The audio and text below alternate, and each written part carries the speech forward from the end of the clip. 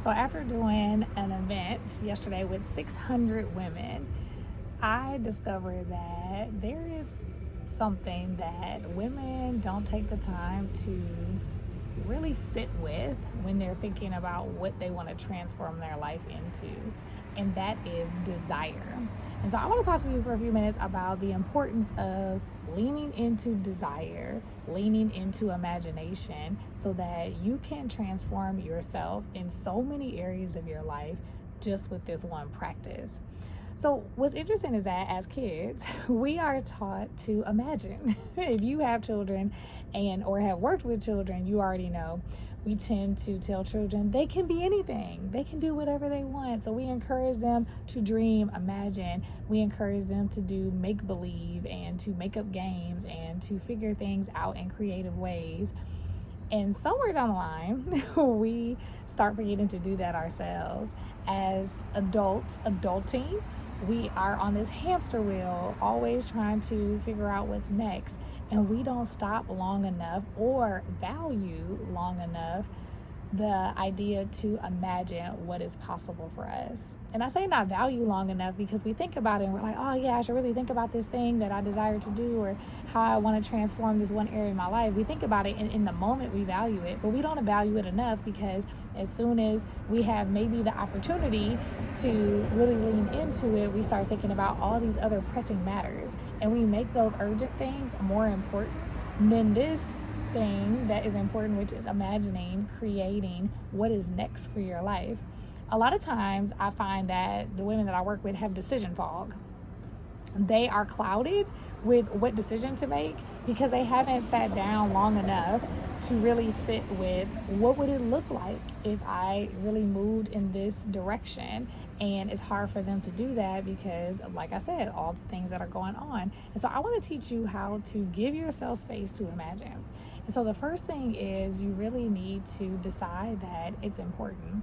If we don't decide that imagining, creating, and really leaning into our desires is important, if we make all these other urgent things important, we're going to be in the same place that we are right now next year. We'll never see ourselves in the space that sometimes we envision for ourselves. Sometimes we allow ourselves to daydream, but we haven't gotten so deep into it where it feels real to us enough to take action. And that's the kind of space that we need to create to have the imagining, the desire stalking around what we desire to do in a way that's actually going to evoke action. And that's the goal. How do I create enough space for me to imagine what I want to actually evoke action? And the only way to do that is to make it important. So that's what I want you to do is decide right now that it's important for you to set aside time to focus on what you desire in an area of your life. This could be a new position at work. This could be in a relationship. This could be for your own health, your own body and health. I've had clients that, didn't really take the time to imagine what would it look like to actually have a balanced work life. When you don't take the time to imagine it, you don't think it exists. And in order for you to really get convinced that it exists is to spend time imagining and feeling like what would it be like if this reality was actually true for me. When you take the time to really soak that in, it becomes real, and it becomes so real that it evokes you to take action.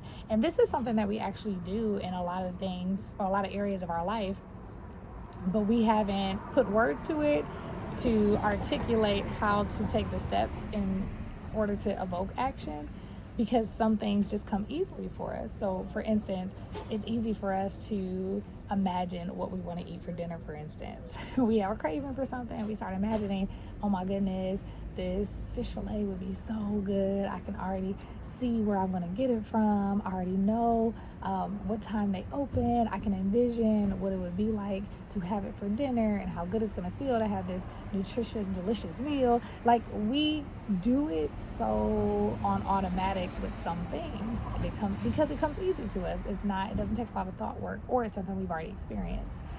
When it comes to this transformation that we might want to have in our life now, so like for instance, my clients that are looking for a new position, maybe it's a higher position that they've never had before, so they already have some inside insecurities or apprehensions about it. Maybe it's about starting a business and they've never started a business before, or their last business failed, so their experience is not feeling good about it. It could be something about their health. Maybe their health has been up and down, but they really see themselves transforming in that area. It's interesting because the areas that you have already transformed in, it's not that hard for you to imagine what it is that you would do next. But something that you're looking to create that you've never created before can almost be kind of like a brain suck. We're like, I've never done this before. And so we think that it's going to automatically finally just come to us like eureka one day, but it's not until we imagine it as something that is so specific, so real to us, that the only choice left for us is to now take action on it because it's become so real. So I've shared with people, like in the last couple months, I spent some time overseas. I decided about 8 months ago or so, well, longer than that, it's almost a year now. Yeah, it's been almost a year now that I decided that I was going to live overseas. And I wanted to live overseas for an extended amount of time. I wanted to do it for 6 months, but I decided to do it for 3 months instead. And it just came from an idea, like literally it was a fleeting thought. But I had to make myself sit with it. And me making myself sit with it longer allowed me to paint the picture of what it looks like. So this actually leads me to the second part, is that taking some time to make it important, and then allowing yourself, after you're making it important, literally giving you some time, creating some time in your life to sit with it. I think it's super important for you to write it down and start articulating that desire to someone that you trust. The reason I say this is because a lot of the things that I have decided to do in my life that were really transformative, so like starting my business, changing some of the things I've done for my health and my health journey, making more money in my business or making more money in my corporate position, a lot of it came from giving myself space to imagine creating this picture, but then sharing it with someone that I trust, because sharing it with someone I trust made me have to say it out loud. And so it's like transferring what I had on paper or what's been in my mind to someone out loud. So now it's real. So, and then it's almost like I'm starting a rumor. And the reason I say someone that you trust, and you have to really use your spidey senses, or I like calling it the Holy Ghost because that's what it is to me, but spidey senses, if that's not your thing, but really using that intuition, your spidey senses, the Holy Ghost, like checking in with who you actually share it with, because sometimes it can be someone we trust, but maybe their level of faith and belief in what you're about to do isn't there yet. And so I wouldn't want to share it with someone that doesn't have some level of faith and belief in exploring different possibilities, because then you might have someone that will kind of make you kind of be fear-mongered into not doing the thing because they're afraid of doing the thing. So someone that is objective and someone that can really lean into visualizing the possibilities. So, choose who that person is wisely, but trust is definitely a factor in trusting that they give you objective feedback and that they are like thought partners in, helping you think about the possibilities. But lock in with someone that can help be a thought partner, that can be someone trustworthy, and that can really help you imagine. And it's making you say it out loud, and it's doing like what I said, starting a rumor. Because when you start starting a rumor, it's almost like they're going to be the person that bring it back up to you. And you can't hide from this space like, oh, I've been thinking about this, but nobody knows. So it's not like I actually have to do it. But when you start saying it to people, then someone will come back to you about it, or they might spark more energy around you doing it from a place of like, yeah, this actually is a good idea, let me do this. And so when I think about the women that I was working with, after speaking at this event with 600 women, I'm like, it is so important that we learn how to desire. Sorry, it's like a mosquito trying to come to me. It's so important that we learn how to desire and literally take the time to desire. And this is, again, like imagination station. Like when we're kids, how can we take the time to desire? And so I want you to make the time. I'm looking at my notes for you, just so you wonder. Make sure you're making the time, painting that clear, specific picture, and make sure you tell someone. And after you do that, you're going to start taking action on it. When you start taking little pieces of action, that desire starts to feel real. You get to lean into it more, and it doesn't seem so far away. It doesn't seem impossible.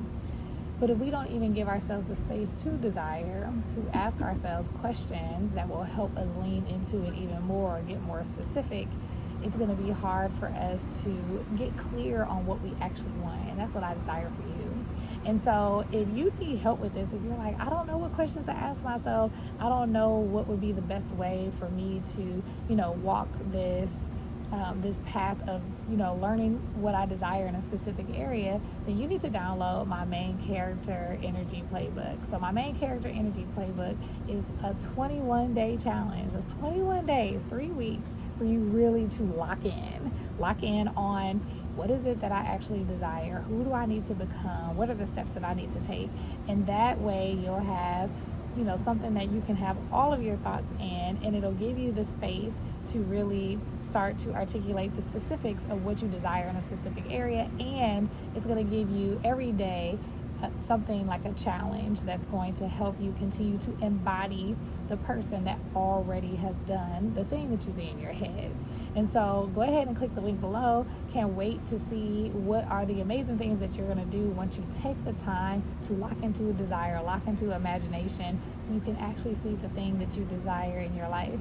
Until the next time, have a great day.